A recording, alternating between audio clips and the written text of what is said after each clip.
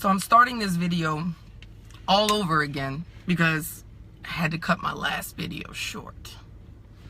So I'm going to start over from the beginning, and excuse me because my nerves are a little bit bad now that I have to go ahead and go through this all over again. For those of you who do not know, I go by the name of Rubia Garcia. Speak about a lot of things. What I'm going to be speaking about today is deflection and distraction and what is going on currently within our government. I took my children to the circus today. Did a video joking about Donald Trump being in New Orleans because there were some clowns that were playing around. Now, what brought that thought to my mind was the fact that there was two clowns, and while one clown was doing one thing, the other one was trying to distract the crowd from everything else that was going on. And it brought up the fact that I'm looking at everything that's going on. So last week, it came up that they were trying to pass this repeal and replace with the health care bill, correct? Now, for those of you who do not know, Congress is currently trying to repeal and replace Obamacare, also known as the Affordable Care Act. Now, they're trying to get this done while everybody was distracted with the tragedies and what's going on in Mexico and what was going on in Puerto Rico. And while the news media is distracted and covering everything else, they try to get this stuff done under the radar so that the American people wouldn't pay attention to the fact that they're trying to eliminate protections for people with pre-existing conditions, and that they're trying to eliminate also Medicaid for millions of Americans around the country. They try to get this stuff underneath the radar. Folks like Jimmy Kimmel, they've been pissed off at people like Jimmy Kimmel because Jimmy Kimmel has been putting it on Front Street and calling people like Bill Cassidy from Louisiana, my state, been putting him out there on the radar for basically lying to the American people. Now, these are our congressmen, right? This is what frustrates me about what's going on, because Donald Trump and the like, when people aren't doing exactly what he wants them to do, he will do something, and the government will do something, the media will do something to try to distract the American people from what is really, really going on within this government.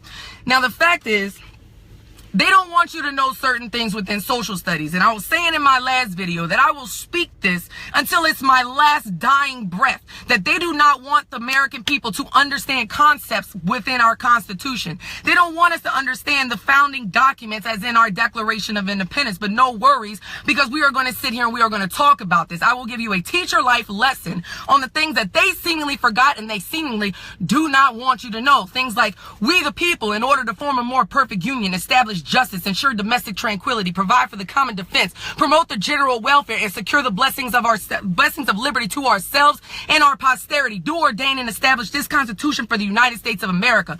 That is the preamble to the Constitution. Many people do not know that, but just in case you don't know, the Constitution is what set up our government, separated the powers, established checks and balances into these equal branches. The executive enforces laws, the legislative branch, which is going to write the laws, and then obviously the judicial branch, which is going to interpret the laws for us. Now, up until my last dying breath, right? I teach social studies. I will not stop teaching social studies because the American people do not understand this bigger picture. They do not address these issues, and they are so easily distracted because the government does not want you to understand these things, because so long as you are ignorant of them, they will remain within power. They will continue to do things like defund public education, privatize prison systems, remove adequate support for mental health facilities, and now, since you're not paying attention to what is going on, now they're going to try to kill millions of people by trying to remove the ability to receive quality health care, so that way the elites at the top can maintain their power.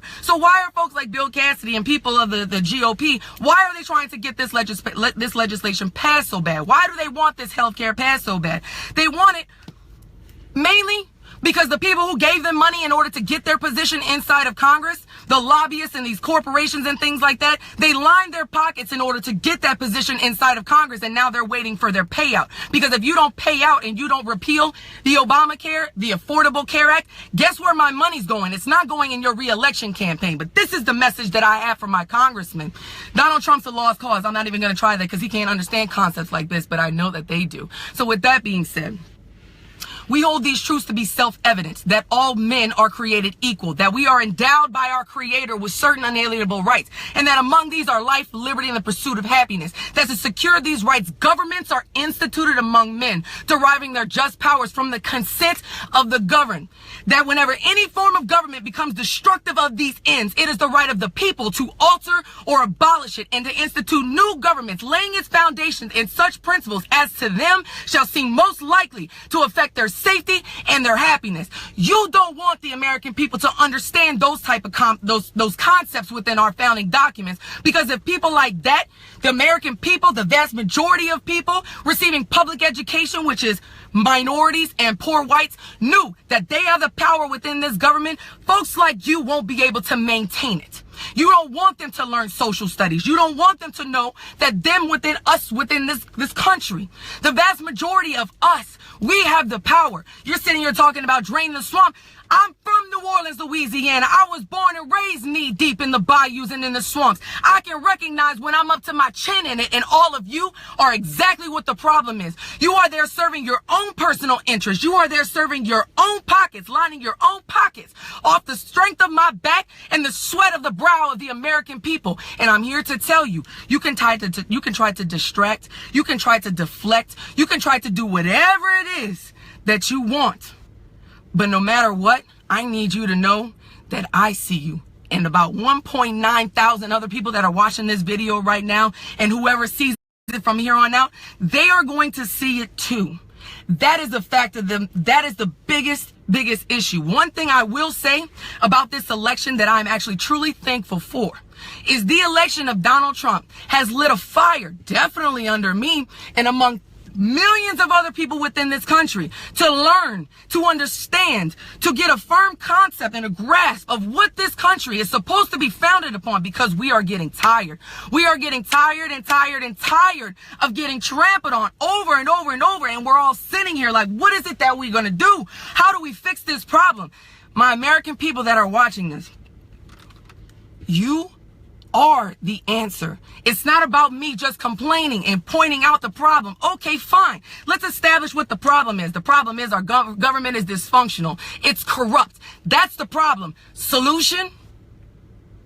They don't teach you in social studies, but number one, vote for somebody who's going to do it. Number two, if there isn't a candidate that is going to suit those needs, you know what you need to do? Maybe you should run for office, which is where I'm going at this point, because I will be damned if I'm going to continue to allow American people to die on a daily basis simply so that way you can maintain power, and that way you can continue to line your pockets and live a really good life, all because you can afford to, while the other 99% of us have to struggle, and you're making a come up off of our backs. And I'm supposed to be thankful for you? I'm supposed to thank you for that? That's not the way that this works. Because at the end of the day, I don't work for you. You work for me, the founding fathers of this country. And even though I know when all this stuff was established, it didn't apply to minorities and females and things like that, the fundamental principle is we have the power. And more people are getting hip to that. And you are going to wind up losing your power. And that's what scares you more than anything. So my American people, so long as our Congress, our legislative branch, the branch that is the one that has to pass the laws that we all have to follow and things of this nature, so long as that Congress is not diverse and it is 80% white male, discriminatory against both females and minorities, the problem will continue to go. The swamp will not be drained. If you want to drain the swamp, you know what you need to do. You need to get out there and you need to start taking some action. You need to start doing it for yourself, because nobody else is going to do it for you. Period. I'm tired. I'm tired of just talking about it. It's more about action. We need to get out there and we need to show them that we do not work for you. You work for us. You don't never let them forget who they work for. Teach your life.